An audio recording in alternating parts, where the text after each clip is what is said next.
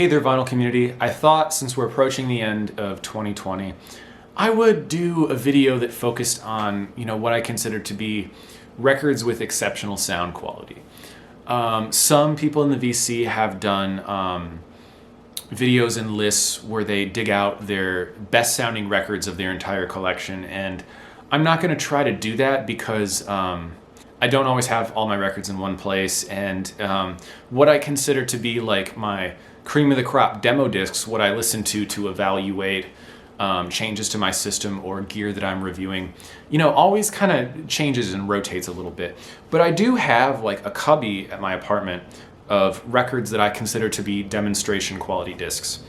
And so the state of that cubby as it is now, I pulled out, and I'm going to do, this video is going to be me showing you records that currently in my rotation are my demonstration quality discs, analog record pressings that I think are just of exceptional sound quality, records that really wow me, that allow me to hear the nuances between different pieces of gear, and are just really fun, enjoyable records to put on over and over again.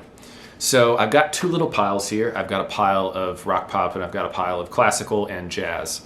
And I'm just gonna pull like one each from each pile until I get through them. I think I dug out maybe 30 records, so I'm gonna try to not drone on too long about each one. To start things off with a very important record, I have a few of the Mobile Fidelity one-steps. I don't have every single one, but I do have a good portion of them. And in my opinion, the best one they've done, and the kind of my favorite of the MoFi one-steps is definitely Yes's Fragile. This was already one of my favorite recordings. I love this record. It's probably my favorite Yes record. It's just, and it's already very well recorded, but this Mobile Fidelity one-step is just the cream of the crop. It's so much better than any other pressing that's come before it. Even the Acoustic Sounds one that dropped about, I want to say 8 years ago or so, this one just beats everything. It's incredibly dynamic. There's so much transient sparkle to everything. The drums and bass are deep and three-dimensional. It's just, if you get one Mobile Fidelity one-step, this is the one I'd recommend. This is just overwhelming every single time I put it on. This is also another recent release by Mobile Fidelity. This is Miles Davis, Porgy, and Bess. I've heard other versions of this record before. I think I had the mono one for a while. I believe I sold it. But this one by Mobile Fidelity, they've been doing the Miles Davis catalog for a number of years now, and they waited a long time to put out this one, but I think it's fantastic. You really get a good sense of the lush Gil Evans orchestration. Gil Evans, is that how you say his name? The lush Gil Evans orchestration on this.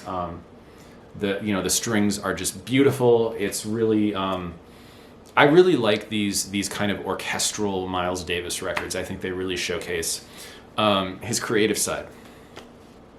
And the sound quality on this is, even by the standard of MoFi's Miles Davis releases, this one stands out, I think. One more MoFi, and then I promise we're getting into some non-MoFi stuff. This is the soundtrack to Curtis Mayfield's Superfly. This is already a really well-recorded studio album, and MoFi have given it a really wonderful treatment here at Double 45.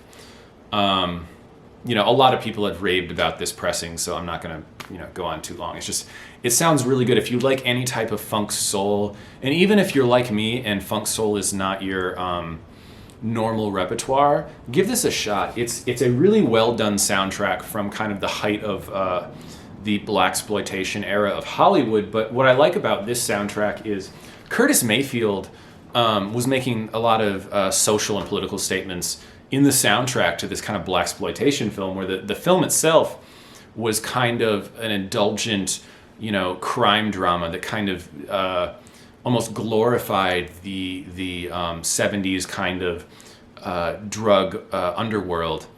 Curtis Mayfield's soundtrack was actually a social commentary criticism on that type of glorification. It's really interesting. I encourage you to look up a little more about this soundtrack, because it was a big deal. Hopefully, if you're watching this, you've seen my Decca video where I talk about, Decca pressings and different generations of them. One of the earliest Deccas I have in my collection, one of the earliest actual UK British Deccas I have in my collection, is this wonderful SXL 2000 series of Herbert von Karajan conducting Holst's The Planets. And this is actually, in the realm of Planets recordings, this is actually a really, really nice recording. It's with Karajan and the Vienna Phil, so not the Berlin Philharmonic, which was his normal staple orchestra later on in his career. And most of us, when we think of Herbert von Karajan, we think of his Deutsche Grammophon recordings with the Berlin Phil. And those, unfortunately, do not, in my opinion, those recordings do not sound good. They're quite overly dark, and the sound's focused on the strings, and it's just he was such a big celebrity at that time that I think the recording engineers gave him too much control. Whereas this stuff he did earlier on Decca, he was just the conductor, he was just the music director, and the sound is recorded much better. This interpretation is really nice. A lot of people really like the Zubin Mehta Los Angeles recording that's been done by a lot of audiophile labels. It's long been considered an audiophile recording. But what I like to do is I think there's a lot of value in old vintage original stereo classical pressings. And so I constantly rely on this pressing. This is a edition 1 original Decca, and it's my earliest edition 1. It's the only one I have of the 2000 series.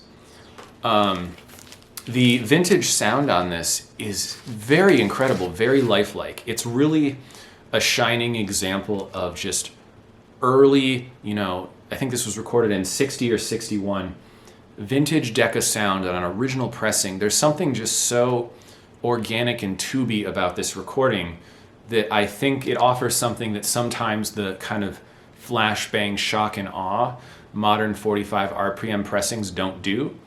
The tape on this is fresh. It's a clean pressing. It just offers a lifelike shimmer and image that I think is hard to replicate, and especially hard to do now with modern reissues when the tapes just aren't as fresh anymore. So as much as I do like reissues, and I definitely have more reissues than I have originals of this kind of early classical stereo, I treasure this record, and I play it a lot. It's a special recording. Speaking of reissues, this has been a demo disc for me for a long time. It's so punchy, and the rhythm and pacing on this is very, very good. And this is the ORG double 45 RPM pressing of Blood, Sweat, and Tears' second album. This is even if you have just an original Columbia of this album, you already kind of know it's a very well-recorded, punchy album. But the ORG double 45 RPM pressing of this is just spectacular. I think you can still get it. I'm pretty sure it's still on the market somewhere. You can still pick this up at original retail, I think. Just by happenstance, this is another ORG pressing. This is actually an ORG classical pressing, of which they have not done many. This is a double 45 RPM ORG pressing of original Decca recording. This is Peter Maag conducting Mendelssohn's Midsummer Night's Dream with the London Symphony Orchestra. This was already one of the better Decca recordings from the Golden Age, and ORG have not put out many of these double 45 Decca reissues. There's been some of them that have been listed as pre-order for years now. And they put out one every 5 months. It's really weird. I think this is out of print now. You can still get it, but you might have to fork over a little bit of money. But I think this sounds really good. I don't know if Speaker's Corner have done this one, but I just know that whenever I want to listen to a Decca reissue, this is the one I pull out. It sounds really good. Here's something a little out of left field. So in 2019, one of my favorite Japanese rock bands, Lunacy, had their catalog reissued on double 45 RPM vinyl. It was the first time the catalog was out on vinyl, and I got all the records. And these are, I think they're all digital recordings. I'm pretty sure they're digital recordings. But they had them specifically mastered for vinyl for this release and pressed on, again, double 45s where the albums would be single LP length. I think 1 or 2 of the releases were released on double 33 because that was just the album length. But I think the best sounding one and one of the best musically is their 1993 album Eden. If you're ever curious to dip your toes into Japanese rock, I think this is a really good album to start with. It's a really good amalgamation and picture of what Japanese rock was up to in the early 90s.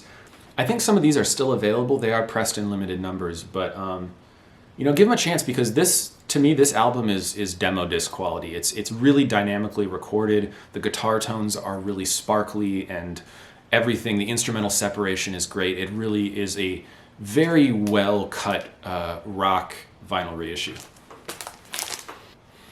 Here's a demonstration disc that a lot of old school audiophiles are probably familiar with, and this is Prokofiev's Romeo and Juliet Ballet, conducted by Eric Leinsdorf, the Los Angeles Philharmonic. This is a direct-to-disc recording. Those that follow my channel know I've talked about the Berlin Phil direct-to-disc series. This is an early example of direct-to-disc recording by Sheffield Labs. And Sheffield Labs were one of the first people to do direct-to-disc cuts in the 70s. They kind of paved the way for this stuff. The playing here, it's 70s Los Angeles Phil, so the playing is not, up to the standards of what we would think of with the Los Angeles Philharmonic today. It was still kind of a Hollywood orchestra back in the 70s compared to, again, what it is now, which is just a very, very, top 5, top 6 American orchestra. And the playing on this, because it's a direct-to-disc recording, the playing on this is, I would say, a little on the timid side compared to what's possible in a studio recording, but still the sound is so vivid and lifelike. It really showcases what a direct-to-disc cut can accomplish sound quality-wise. And, Prokofiev, Romeo and Juliet, this is like bread and butter Warhorse classical music. So, and this is not expensive to find. I think you can get this for about $20. At least when I was in the market for this a couple years ago, it only cost me about $20. Love Forever Changes. So there's a couple good versions of this album out. This is the Rhino cut by Chris Bellman at 33 RPM. And I also have the Mobile Fidelity double 45 RPM cut. Both sound excellent. I don't think you can go wrong with either. However, here's one thing I will say. The Mobile Fidelity cut is more dynamic and there's more bass. The Rhino Chris Bellman cut, which was also cut from the original analog tapes, is a little warmer. There's a little more analog goodness, I feel like, in this recording. It feels a little more natural. So it may not be as dynamic and punchy as the Mo-Fi, but a lot of times for pleasure, I find myself listening to this copy more. They're both good. I do listen to both of them because it's such a great album. Forever Changes, I think, is my favorite album of the 60s.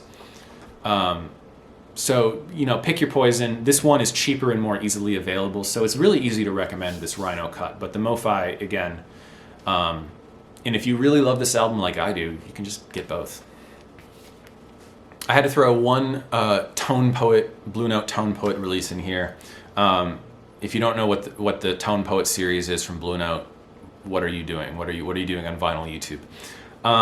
So Blue Note Tone Poet is, of course, the Blue Note's attempt to do an in-house, essentially, version of the Music Matters style, special deluxe audiophile releases. The Tone Poet series by Blue Note has been covering records from Blue Note that are more overlooked gems or even unreleased Blue Note sessions. And this is one of them. This is Bobby Hutcherson's The Kicker. This is the debut Blue Note release, was supposed to be the debut Blue Note session with Bobby Hutcherson as leader for the label. It was recorded in, I think, 1963. I want to say, no, the end of 62. I should know this, I just wrote this review.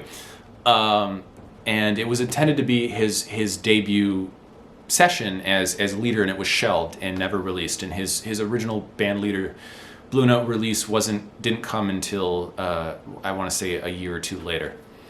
This is a very interesting recording. It's Bobby Hutcherson in a more traditional, straightforward hard bop style than some of his more avant-garde stuff he would do later, especially if you're familiar with his work from Happenings. So this is more of a traditional hard bop record in that early 60s Blue Note style, but the playing on it is just incredibly nuanced and delicate, which I really, really like. It's very melodic. Both Bobby Hutcherson, it's got Joe Henderson playing saxophone, Grant Green playing guitar. It really is an all-star cast. The playing is incredible, and this has never been released on vinyl ever before. This is the first time it's been released. It got released on CD for the first time in 1999. So this tape has been sitting in the Blue Note vault forever. And this is the first time it's been used for an analog reissue. So the tape is incredibly fresh. Much more so than these analog reissues we're getting of like the War Horses, like Sidewinder or Happenings or any of those other releases. So it's nice to kind of get to hear an analog mastering of a very, very clean, fresh analog tape like this. So all the Tone Poet recordings sound great. I recommend all of them, even the Blue Note 80th edition stuff that's in the less fancy jackets. Those masterings sound incredible. But this one sounds especially good. If you like jazz vibraphone, and even if you're just a casual Blue Note fan, check this out. This is very good sounding. If you know me, I love all of the Analog Productions RCA Living Stereo reissues. I think they're all fantastic and excellent, and you can't go wrong with almost any of them. But one that I've been listening to a lot lately is Igor Stravinsky's Petrushka by Pierre Monteux in the Boston Symphony Orchestra. Unlike Pierre Monteux's ill-fated Rite of Spring recording with the Paris Conservatory Orchestra, which was disastrous, this recording with the Boston Symphony is actually very, very nice. Pierre Monteux, I think, is one of my favorite conductors of the middle 20th century. He was really a master, a very dedicated and holistic musician who did a lot to advance the art of conducting pedagogy. I think all the orchestras he worked with had very good things to say about him. And all his recordings, for the most part, are very solid interpretations. He really cared about a lot of this repertoire.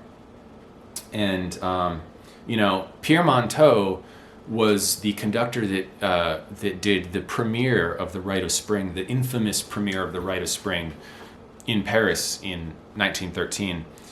I don't remember if he premiered Petrushka or not. They were all done in Paris around the same couple of years. Someone let me know in the comments. I just didn't bother to look it up before this, but he's a very good Stravinsky conductor, especially in Petrushka, and it's a very lovely recording with the Boston Symphony done in beautiful living stereo sound. More MoFis. So MoFi has done a good chunk of the Grateful Dead catalog.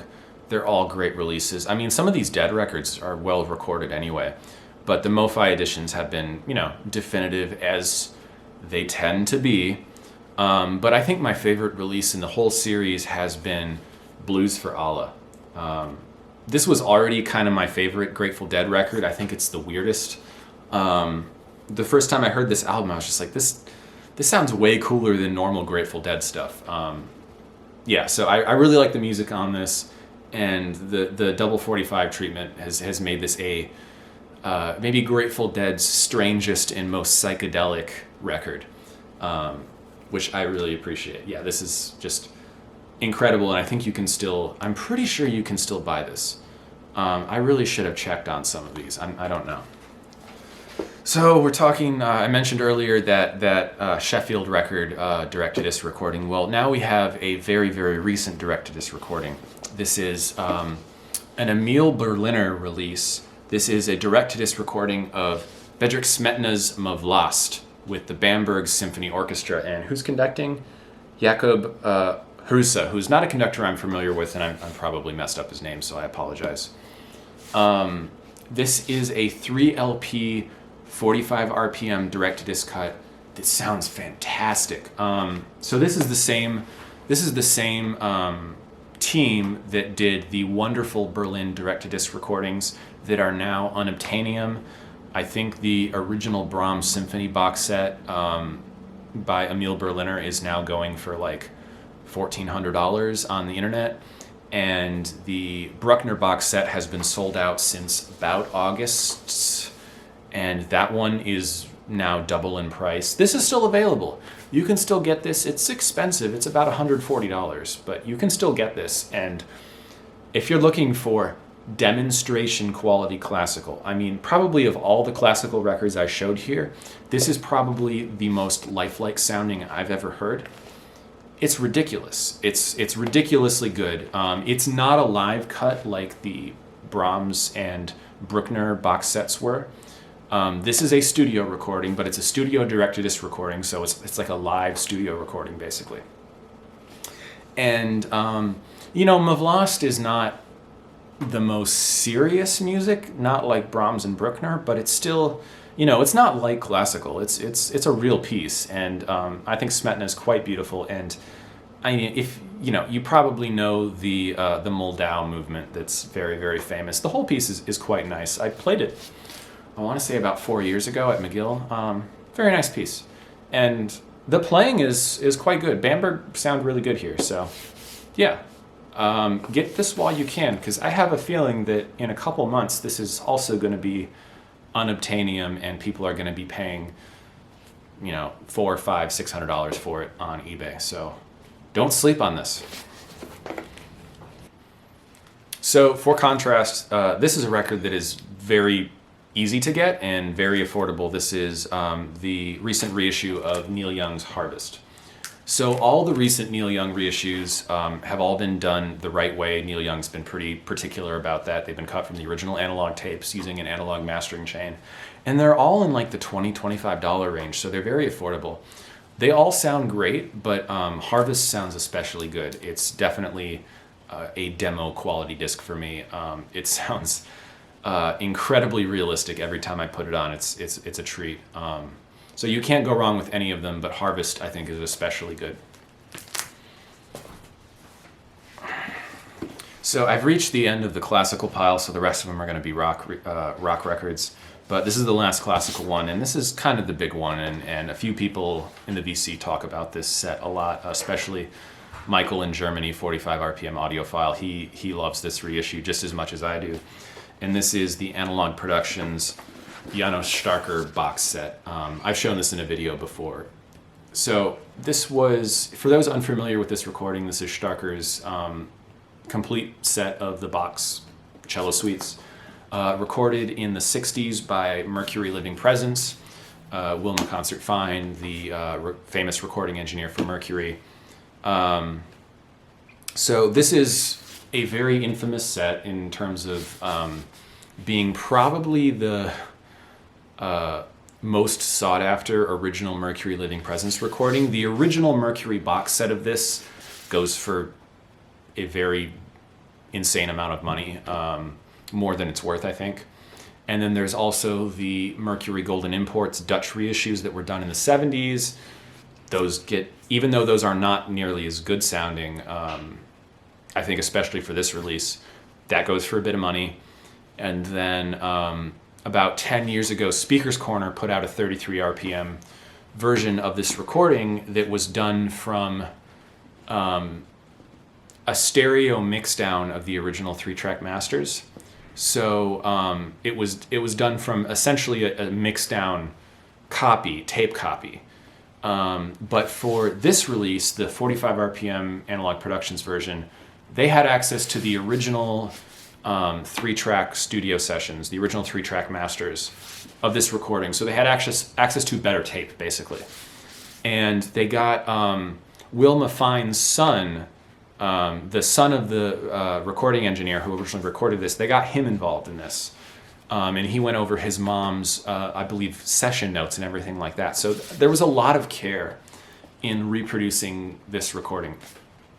I don't have the original or the 70s Mercury. I do have the Speaker's Corner box set, and this blows it out of the water. If you're one of those people that really likes, audiophile solo instrument recordings, like solo cello. I mean, this is all completely unaccompanied cello. It's the Bach cello suites. If you know classical music, you probably know this music. This sounds startlingly good. It's like Janos Starker is in the room with you.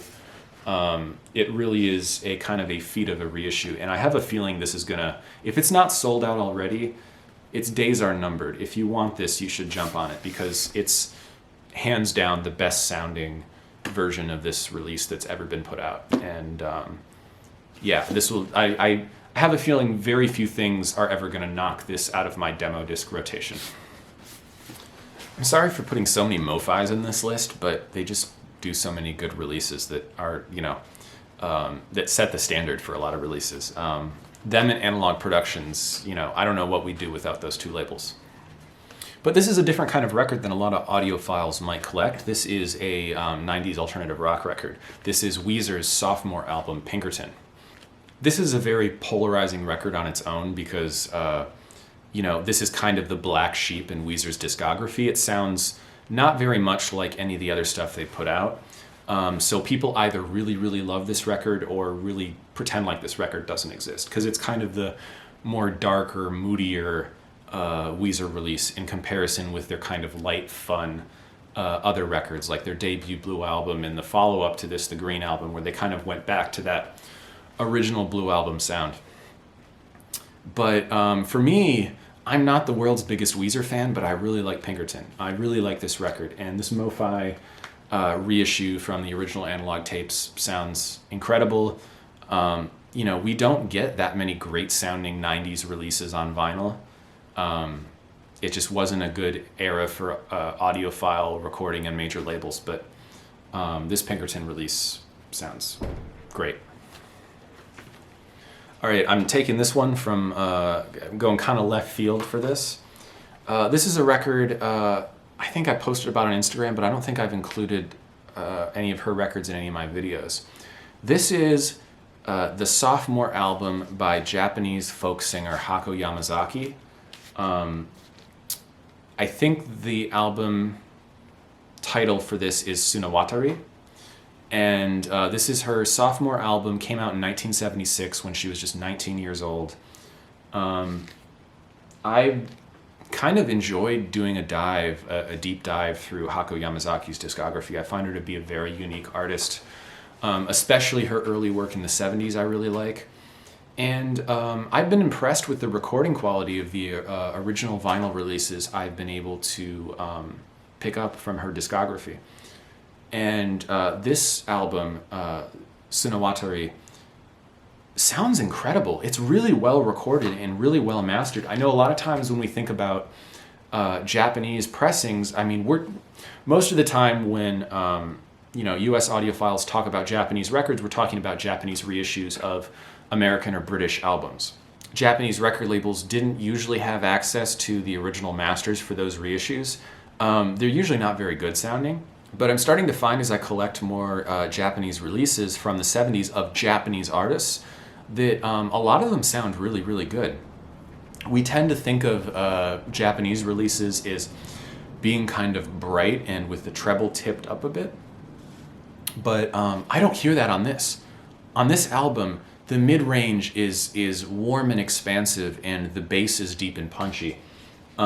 This might be one of the best sounding Japanese records I own. I've been using this as a demonstration disc for the last couple months, and it puts a smile on my face every time I listen to it. So if you're interested in like finding some, I'm trying to think of how I can describe her music. It's like a more rock-oriented Joan Baez. There's a little bit more like rock and blues in the music. Give this a shot. See if you can find a copy of this.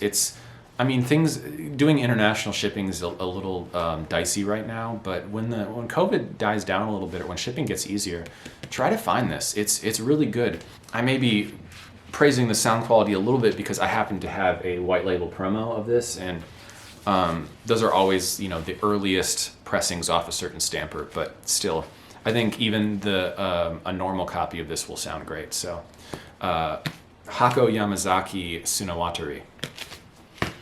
I know in this video I've shown some hard to find records, some expensive records. Well, I wanted to show a record in this demo disc list that can be had super cheap. You can find this album for less than $10. And this is Crosby, Stills, Nash Young's Deja Vu, but it's not the original US release. I used to have an original US release and I got rid of it. This is a late 70s US reissue. Don't ask me why. The late 70s US reissue of this album sounds way, way, way better than the original release. I don't know why, that's just how it is. So this is very, very easy to find. Now, I also have the mobile fidelity pressing of this. Does it sound better? Yeah, the MoFi sounds better. It's also very hard to find and very expensive. There's also a Classic Records pressing of this that I'm sure sounds great. I just don't have it, and it's kind of unobtainium, really. It's not worth the money, I don't think, because even though in my collection the MoFi sounds better than this late 70s US reissue, it's close. It's very close. This sounds really great. And again, you can get a great sounding copy of this album for like $10. So, why waste your time on the other stuff? I'm curious if anyone has this late 70s US pressing. Am I alone here? Does anyone else listen to this? Because I feel like this is a hidden gem in really, really great sounding, easily attainable records. This one's probably going to be no surprise. This is The Doors, LA Woman on Double 45 Analog Productions. These have been some of the best in-print rock vinyl for the last couple years. I know recently some of these Doors reissues went out of print for a while, and I think now their Analog Productions has put them back in print. So if for some reason you don't have these yet, these Double 45 Doors albums by AP, don't wait. They won't be around forever. These were remastered by Doug Sax. Doug Sax, of course, was the original mastering engineer on the original US releases of the Doors albums. They brought him back to do these for Analog Productions in, was this 2012? It was a couple years before he died, so Doug Sax isn't around anymore, but his work is still in print in these Doors reissues, and they're all great. I think the best sounding of the bunch is this one, LA Woman. It's already a well-recorded studio album, and this remastering job by Doug Sax is just absolutely incredible. So don't sleep on it. It won't be around for that much longer, I don't think. Speaking of things that won't be around forever, I think these just recently went out of print. These Mobile Fidelity Elvis Costello reissues, they're all really good. I think a few of them you can still get from like normal record stores, but they're going out of print quickly. All of these Elvis Costello reissues by MoFi are great. I've definitely become an Elvis Costello fan over the last year. I think the best sounding is this album here, Punch the Clock, which is not one of the albums that people consider Elvis Costello's best albums, but actually I really like it. It's got a very upbeat new wave vibe to it, and the recording quality, I mean, this was a very high budget recording for Elvis.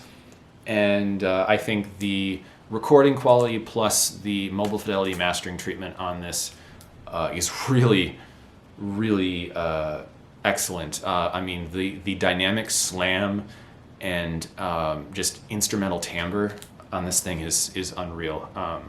It's definitely an album I play when I want to impress someone at how good my system sounds. When is the last time that someone talked about a death metal album for audiophiles? Not something that people normally talk about, right? Well, I did discover a recent heavy metal, death metal release that sounds really, really good, and that is Children of Bodom's Hexed.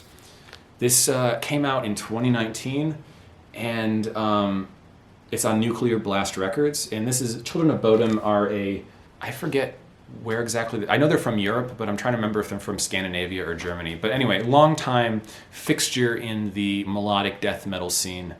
Released this album last year to critical acclaim, and funny enough, the mastering sounds really good. It's a very dynamic recording, it's a very punchy recording, which is, I'm not used to hearing in heavy metal, in modern heavy metal. A lot of the modern heavy metal that I listen to is very squashed, very compressed.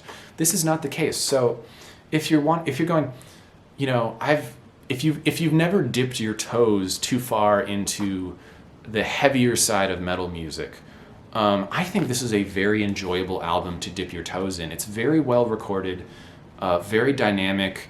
It's very melodic, so even though the vocals are harsh on this, I think there's a lot of that someone who likes melody can get out of this record. So it's not just harsh noise. I do listen to some of that, but this is definitely a more melodic metal release.